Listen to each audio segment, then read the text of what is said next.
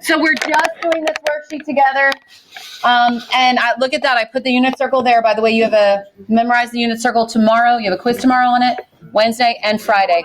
I haven't decided if I'm going to take the best one or if I'm just going to take the average. So sorry, won't tell you. You are to solve each of the equations over the interval 0 to 2 pi, meaning all the way around the circle one time, okay? By combining like terms, all answers must be exact in terms of pi, meaning I don't want degrees, I want pi. All right, something to remember. If you don't remember this, you should have remembered this. Your cosine is your x, which that means what is your y then? Okay? And tangent is y over x, or sine over cosine. But what I would do underneath this little circle that I drew here, I'd actually draw that chart. I wouldn't make the whole chart. I would actually just do the tangent because sine and cosine are right here, correct? So I would just do tan. So 0, 30, 45, 60, and 90. Tan, if you don't remember, tan of 0 is 0. Tan at 30 is root 3 over 3. Root 3 over 3, yes. Tan of 45 is 1. Tan of 60 is root 3. And tan of 90 is undefined, okay? Now again, this 30 degrees is pi over 6, pi over 4, pi over 3, pi over 2. You should know all those. And obviously. Circle the slash. Yes. What does that mean? That actually means no solution, but you can sometimes use both of them. Okay, so now that we got that covered, hopefully this will be a little bit easier for you. So I will start you off with, I started off with 1 the last time, and then they were all confused on 2 and 3, and I felt like I'd do so many. So let me start off. Let's do 3 and 6. Because if I do the last 2, you all are like, yay, now I can do every one of them. Okay, so we're going to solve for x. We're going to get x by itself. So I do 18 cosine x equals positive 9 root 3. Would you agree to that? I agree. Divide by 18. Cosine x equals, what is that? Square root of 3 over 2. Now here's what this is asking. I am asking you to find x. I'm asking you to find the angle that gives cosine a root 3 over 2. Or in other words, here's the proper way of doing it. I'm asking you to inverse cosine root 3 over 2. Give me the angle. That's what that proper terminology is. Or some books will call it arc cosine. Arc cosine. So what I do then is I go to my lovely unit circle, which I've given to you right here, and I try to find all the positive root 3's over 2 that are x's. Where's all the positive root 3's over 2? 30 degrees and then? 30 degrees. And why is it positive over here? Oh, because of all students taking Cocaine. calculus. Okay? Way easier to remember. These two have positive cosines. So you would write pi over 6, and then what's the other one? 7 pi. There you go. 11 pi. Wait, so the root 3 over 2 and the 1/2 is sine? The 1/2 is sine. Right. All right, so let me do another one for you. Let's do this number 6 here. 8 cosine minus 4. Actually, no, let's not do a cosine. Let's do a cotangent. Let me do number 5, okay? So cotangent x equals positive root 3. Here's what you need to remember about cotangents and all their reciprocals. This is what I do. What is the reciprocal of cotangent? 1 over tangent. No, just what is the reciprocal? The reciprocal is tan, right? So if you reciprocate this side, reciprocate that. What's the reciprocal of root 3? Root 3 over 3. 1 over root 3, which is root 3 over 3. Okay, so now I'm going to ask you, what's the inverse tan of root 3 over 3? So I go to my lovely chart. That looks really sloppy. Look at there. Root 3 over 3 is what degree? 30. So tan is positive here, always in quadrant 1, but where else is tan positive? Over here. So what is the 30 degree in here? 210. I'm 30 degrees from 180. So it would be How'd you find the one where root 3 over 3? right here. If it was negative. If it was negative, then you would have chosen what, this one and this one. 30? Mm-hmm. Wait, huh? He asked, what if it was negative root 3 over 3? Well, tan is only positive here and here, so I would have done the 30 degrees that are in these two quadrants. What's the answer? All right, so what is my answer? It would be pi over 6, and then where's the other pi? 7 pi over 6. All right, I'm going to stop right here for a minute, and you're going to try to do a few more of these up top before we move on. And this is your homework, by the way. So the more you do, the more you're getting. Okay, so These are a little different. Why are they different? Well, look, they've got squareds in them. Okay? So let's start solving for x in number 9. So if it's set equal to 0, I write tan squared x equals 9 divided by 3, right? Y'all saw where I got that? So what's tan squared equal to? 3. How do you undo a squared? You square root it. But I've tried to teach you this a million times. Whenever you square root an x, what do you have to? Oh. So this is actually, so we're going to inverse tan plus or minus root 3. This is going to be even, I think, even easier. Here's why. If I am looking for all the angles that will give me a positive or a negative root 3, and I go up here to my little chart, the positive root 3 is at 60 degrees, right? But I need all the positives and all the negatives. So I really just need all the 60 degrees from each quadrant, don't I?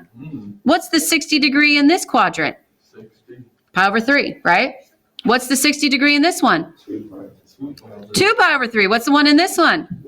4 pi over 3. And that's your answers. You will have 4 answers most of the time on these questions. So I would have pi over 3, 2 pi over 3, 4 pi over 3, and then good old 5 pi over 3.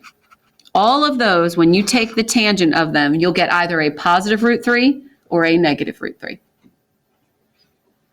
Let me do that again for those who kind of maybe got lost or confused, but most of these will have 4 answers. We'll do it again on this one. We'll do number 12. So secant squared x equals, I'm just going to kind of cut to it, 4/3. I take a square root. For those who don't remember the rule, you are allowed to separate a radical inside of a fraction. You can take the square root of the top. What's the square root of 4? 2. The square root of 3 cannot be done, so you just leave it like that. And then you put plus or minus in front. Now, we're dealing with secant, so we want to reciprocate it. So I'm going to put a little r. If I reciprocate secant, the reciprocal of secant is cosine. If I reciprocate this guy, I would have what? Positive and plus and minus root 3 over 2.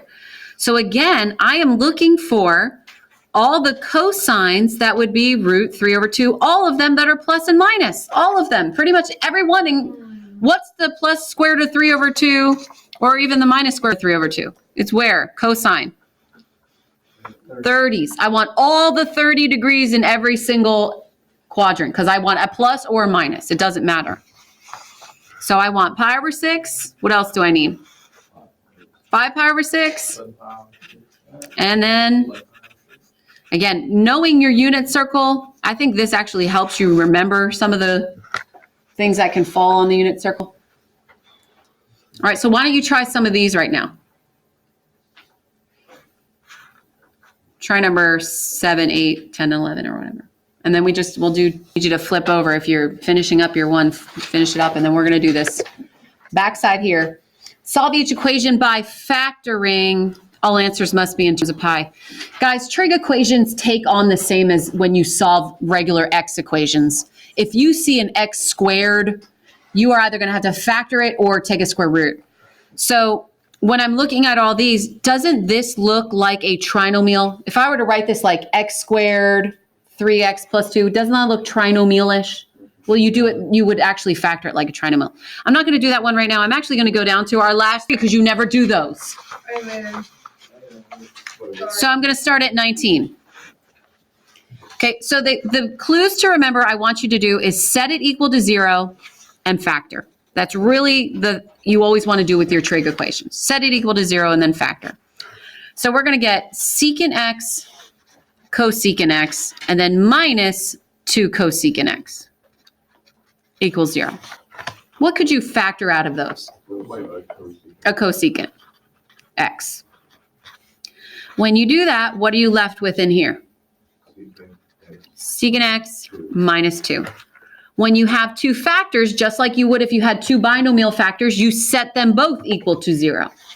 So cosecant x equals 0, and then secant x minus 2 equals 0. What's the reciprocal of cosecant? Sine. What's the reciprocal of 0? Undefined.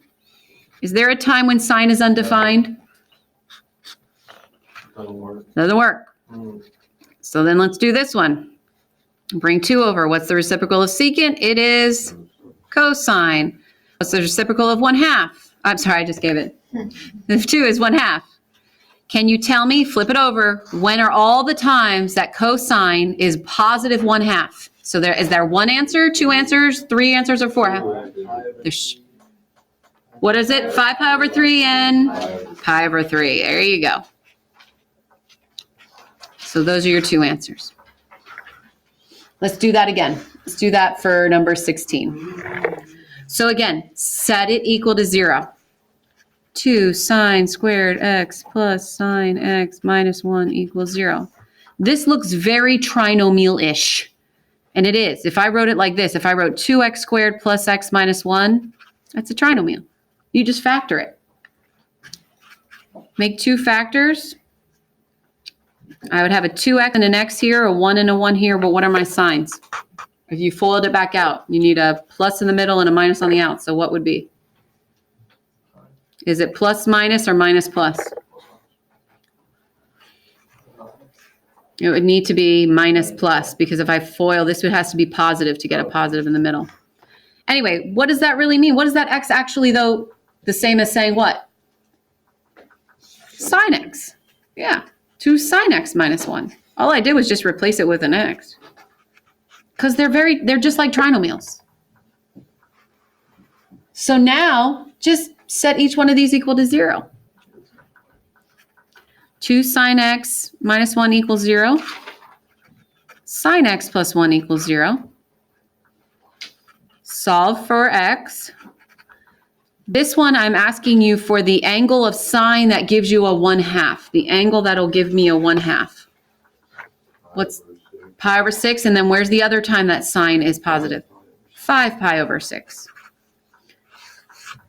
This one, I'm asking you for the time when sine is just -1, when your y value is just -1. That would be a quadrantal. 3 pi over 2, that's the only time. Okay? I'm going to stop there. I think you can be able to do the rest. That really leaves you with 1, 2, 3, 4, 5, 6, 7, 8, 9, 10, 11, 12, 13, 14 problems. If you haven't done, I'm sure, more than that. That's not that hard. Finish this for homework, and you're done. It's easy. Easy. Beautiful. Cover girl.